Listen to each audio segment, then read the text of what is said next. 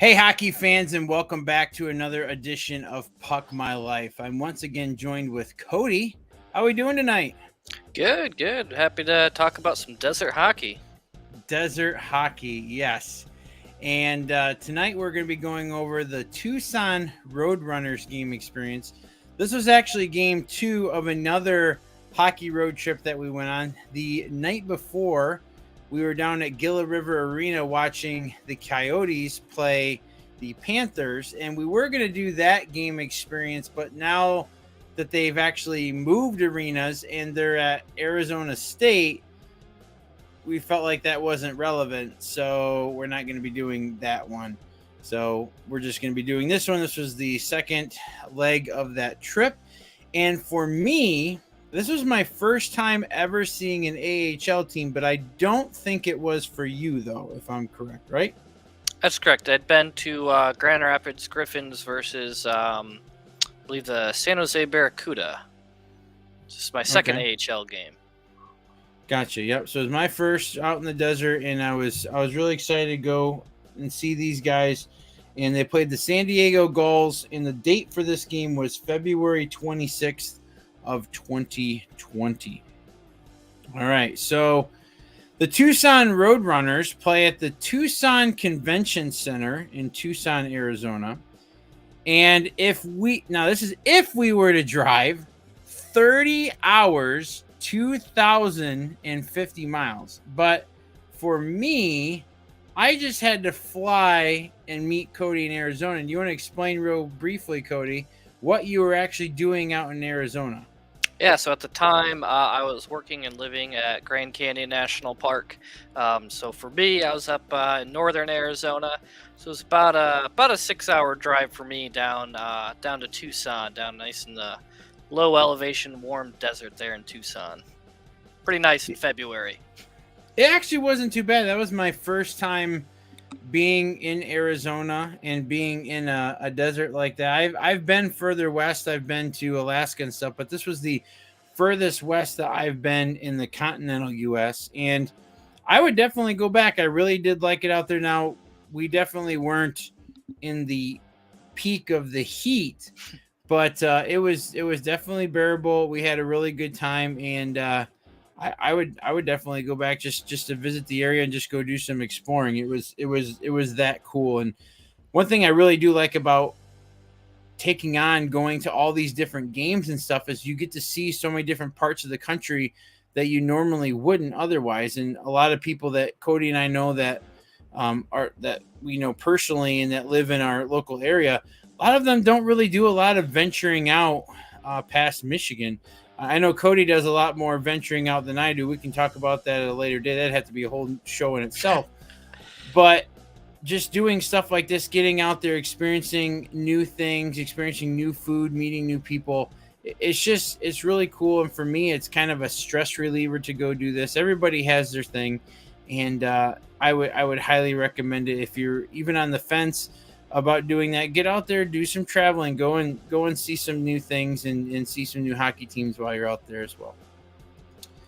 All right, so they play at the Tucson Convention Center, and when we first walked up, we weren't really sure what to expect with this being a convention center. And then the picture I took here, all it just said was arena. So like, okay, what are we in for? You know, what's going on? And it actually ended up being okay, I must say. Can you go back to that last picture there? Because that reminds me of my favorite thing. Just you can spot the Sioux Greyhounds fan there in the desert all the way out in Arizona. Oh, yeah. Forgot about that guy. Yeah, and the other thing, too, is that we weren't really sure where to go because this was actually a really big building, and we parked, like, on one side of it, and we thought we had to go through there. Like, no, you got to go all the way sneaking around the building. And, and you can see here, it's really, I mean, Cody and I had this discussion as we were making the 2-hour drive back to Phoenix, but I thought, like, the seating and stuff was good, but it really, in a lot of ways, but in some ways was set up for hockey, but not so much. I mean, what you remember what you were saying as a part of that conversation, Cody, and what your thoughts were? Yeah, of all the hockey arenas I've ever been to, which I've been to arenas with this horseshoe configuration before, Mm-hmm. there's it was a great arena, but I've never been to a hockey arena that felt less like a hockey arena. So it was very unique in that aspect. Honestly felt like a large, almost like a high school gymnasium kind of feel almost. But if just the ceilings were low for an arena, and it was an interesting experience. Yeah, and you can see there in the middle, they just had a bunch of speakers hanging down. There's no jumbotron in the middle. They just had that big screen up on the edge. And then one thing I thought about too, or remembered about this, is that so where these green breaks are, in like to kind of separate, it was all at one angle. There was no like break in that. It was just all one angle. So I guess if you want to say that separates the upper from the lower bowl, but it was kind of cool because you actually went down underneath the seats and they had like restrooms and stuff and even like concessions like Mhm. down underneath the seats that you couldn't even see. It was like hidden. So I thought that was kind of cool, but definitely different at the same time. You can see like how much more room there is here in the corners and stuff like that for the there's like no seats there and everything. And part of that too, we were actually able to walk around the back side of that. You can check that out in the highlights tab. We actually went and saw the players as they were coming out after one of the intermissions. And another thing that I thought was kind of quirky about this, if you see in the one of the corners, there's like a white chair, and that chair was for the backup goalie. There wasn't enough space in the player area there on the bench to even have the backup goalie. They had to sit in the corners where they let the teams in and out. And you can see over there by the Arizona flag and in between the Canadian flag there, that's where the San Diego Gulls came through. And so their goalie just sat like in a big chair just sat there by themselves watching the whole game. So I thought that was kind of odd. I had never seen that before. Had you seen that before anywhere you had been to, Cody? Or was that the first time you seen them separated out like that? I've seen it in very rare occasions, and when I have seen it before, it's usually the away team that only has to do that. I think this Mm-hmm. is the first and only time I've seen where both the away and the home backup goalie sat separately from the team. So definitely a first there. Yeah, and another really cool thing about this game, and Cody actually pointed out to me after he looked at the player list, but actually one of the goalies that we used to see play in Saginaw was actually he didn't get to play that night, which was unfortunate, but he was the backup goalie for that night. But do you remember his name? Ivan The rush. Prosvetov. Yep, he's a Yeah, prospect in the Arizona organization. So he's looking at NHL time this year, possibly. I hear. yeah. So that was really cool to see him because we've seen him play in Saginaw and then see him at this level. So maybe sometime we'll get to see him in the NHL. That'd be really cool. I haven't really seen much of that where I've seen a player like in like an OHL setting and then see him at an AHL and then an NHL. Have you ever seen that where you've seen a person in those three phases? I've seen a couple guys in two of the three, but not all three yet. I think the only one that I possibly might be Philip Hronik, who I saw play because he had a short stint in Saginaw, short stint in Grand Rapids before he went up to the Red Wings. But that I can't guarantee that I did see him at all three. So Ivan Prosvetov might be in line to be first. Yep. Yeah, that and for me, I really want to go see Cole Perfetti. I seen Hmm. him play when he came over with the Moose and played the Griffins when I went to that game, and it's cool. So I've seen him at both levels, and I guess he has been kind of bouncing around playing with the Jets a little bit here and there. So hopefully he gets a little more ice time with them next season. All right. So the first thing we like to talk about when we go over these game experiences is the parking. Now, one really cool thing, I was able to find a really nice map that the convention center had out there for us. So we actually parked in this lot B, and so that's what we thought. We had to go into where this big blue area was. That's where we thought we were going in for the game, but then we had to go all the way around where it says registration, then it says mezzanine. So we had to go walk all the way around. So that's like where the N is in registration. That's like where I took that photo. So that's kind of gives you an idea of what we were looking at. And it actually was laid out pretty well once we figured out where we actually had to go. There was plenty of parking for everybody right there on site. It was a little expensive. It was like $15 to I think park in so. their lot, and there really wasn't a whole lot of other parking around. There was a few little places, but it said like, oh, only these customers park here, and it really wasn't far from the highway, which is really cool. So getting in and out was pretty easy. So I mean, you're going to be spending about $15-20, so keep that in mind as you go and see the Roadrunners. All right, tickets. So one thing with the AHL games is they're really not all that expensive. I mean, $36 a piece wasn't too bad. We sat in section 222, row A, seats 5 and 8. And as you saw from the previous photos, there really wasn't a bad seat in the house since everything was all at the same angle. Like, it really wasn't that bad. There was a lot of good viewing spots and everything. I mean, even when we were walking around the concourse, we did get stopped by security because I guess the top part of the circle where the Jumbotron screen was, I guess that was some exclusive club, and we couldn't go back there, and we got stopped. Like, guys, you don't have a badge or a pass. You got to keep walking and turn around. Got a bouncer there turned us away. Yeah. We were just kind of wandering around when we first got there, and yeah, so I guess that's the bougie section when you go there for the games. All right, next up is merch. So we'll first start off by showing off our pucks that we got, and this was all they had. That's it. They didn't have an official game puck, nothing. I think they had like a toy rubber puck, like for like the little soft foamy pucks for kids. But other than that, this was it. Unfortunately, there was no other one. So this one was like, I think it was like $10 for this one. It was a little more expensive, but they really didn't have like so when you came in and we had to walk down the hallway to get to where we had to go into the actual arena, they just had like a bunch of like rollout carts and racks and tables and stuff set up with all stuff. So they didn't have a team shop or nothing, but it was all right there just before you got in. They did have some of their Kachina logo jerseys and their home and away jerseys, which I was really tempted to get one of these jerseys. I really like them a lot. And they even had some of the player jerseys that were like $400 a jersey. And when I first put one on, and it's like, man, this quality is just insane. And then I'm like, man, this is really nice for the money. I thought it was like the price of regular jersey, and I pull up the tag and I'm looking at it's like $400. I'm like, yeah, no.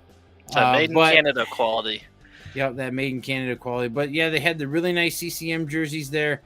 And this is, I don't regret it too often, but this is one of the ones that I really do regret not getting one of their ones. I do have a Kachina logo jersey like the one that Cody's wearing.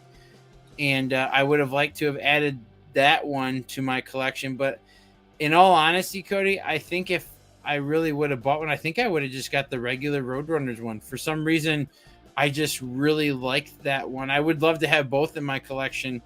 Don't get me wrong, but I think I would have went with the regular red one. Red?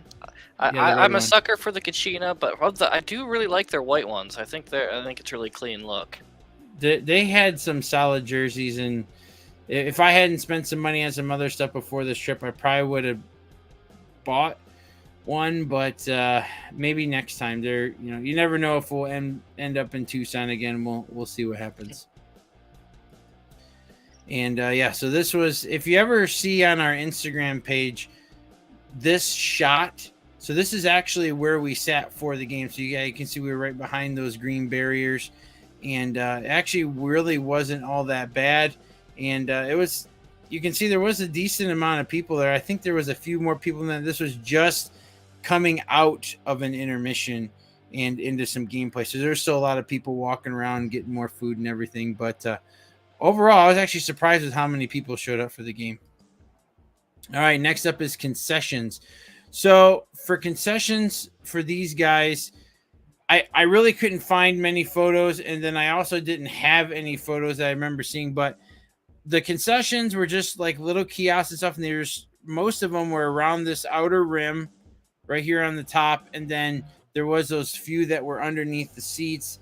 But there was I remember there was a guy there like making fresh donuts. You could get churros. There was a taco stand. So there was like there was some good, cool options that were kind of like more of the local food, which is pretty neat. But then you had like your regular booths that had like the super pretzel from like Sam's Club and stuff like that. So I thought it was a pretty good mix. We had actually gone to, what was it, In and Out or something like that beforehand, because we got there kind of a little bit later in the day and we were doing some shopping and stuff like that and kind of checking out different parts of town. So we had actually already ate before we went to this, but was definitely tempted to get those donuts. Those donuts smelled amazing. I know we walked by it multiple times, and next time we're there, we're definitely gonna try those out. All right, atmosphere. So let me get back in here. So one thing I really did like about their, like, the guy who was running the jumbotron is they were like picking at the opposing team the whole game, and they were like, you know, they played this from the what's their name, the bad lip reading. Yeah, and then they were playing that song. You said I said Seagulls, stop, you know, stop it now. And you know, from that Star Wars one that they did, and they were just chirping them, like the announcers were chirping the other team like during the game, which I thought was pretty funny. I hadn't really seen stuff like that. And they had a lot of stuff that was playing on the other team, and they were playing like little video clips that were just getting into their head all game. And it ended up working out because they ended up winning. I think the final score was like 4-1. I think so, yeah. The team won. And I just realized that I thought I put in the other slide for that, but I didn't. But anyway, we'll just jump ahead to the puck score. So I gave him a 41 puck score. I gave him an 8 out of 10 for parking, a 10 for tickets, 8 for merch, 7 for concessions, and 8 for atmosphere. So what are your thoughts, Cody? Yeah, I agree. I mean, parking, the price, I guess, yeah, the price would be the only downside. That's what got me. But it's right there. I mean, the tickets were cheap. They had a good merch selection. I don't remember getting any food there, and then it was a neat atmosphere. I do remember there being a lot of Chicago Cubs fans because they do their spring training in Mesa, Arizona, not too far from in the Phoenix metro area. So lots of Chicago Cubs fans there, and I think a lot of Canadians come down and spend their winter in southern Arizona. So for being in the desert, there's a lot of people that did seem to know their hockey well. So lots of different fan bases represented at that game. Of course, lots of Arizona and Tucson fans, but all around, I thought it was a great time. Seemed like a really great family atmosphere. Lots of families there. Yeah, I thought so too. And you really don't know what to expect when you're going into an area that doesn't have a long hockey history. You know, you go into a lot of the northern states, you know, Michigan, Minnesota, Ohio, Indiana, stuff like that, New York. They've had hockey programs for a long time, but Arizona really hasn't had hockey teams for a long time. So they're still trying to build up a fan base. And I know it's probably really difficult to do that, especially when, you know, you're not in a state that gets cold weather and you can't, you know, have the pond hockey and all that stuff. You know, kids, you know, get raised with that. And it's just not like where it's like ingrained in their culture. Like a lot of times, like you see, like in Canada, you know, hockey's everywhere out there, and they have the ability to play like for a good chunk of the year because of a lot of the cold weather that they get. But since you don't get that down in Arizona, you don't get a lot of people, you know, playing. And then if you do have a rink, I'm sure that it's really expensive to run a rink down in Arizona just because of how hot and dry and stuff it is. And there's probably not a lot of hockey shops down there to where you can even go and try on and get gear pretty easily like you can in other parts of the country. So, but then for the WoW/X Factor, I gave him a 1 out of 3. I thought overall it was a really good game for, you know, like I said earlier, it being in the desert, and I was not expecting that many fans there, to be honest. And they were hooting and hollering the whole time, and they really latched onto that team, and they were proud to have a hockey team in their town. And I was excited to be part of that experience, and I would definitely go back if given the chance. And so with that being said, I gave him an extra point for that. and rounding off their total as a 42. So I think that's fairly accurate for the experience that we had. Oh, I agree wholeheartedly. All right. So if you haven't already, please head on over to the Puck My Life Instagram page. We got a lot of cool stuff going on over there. I'm adding stuff all the time as I can.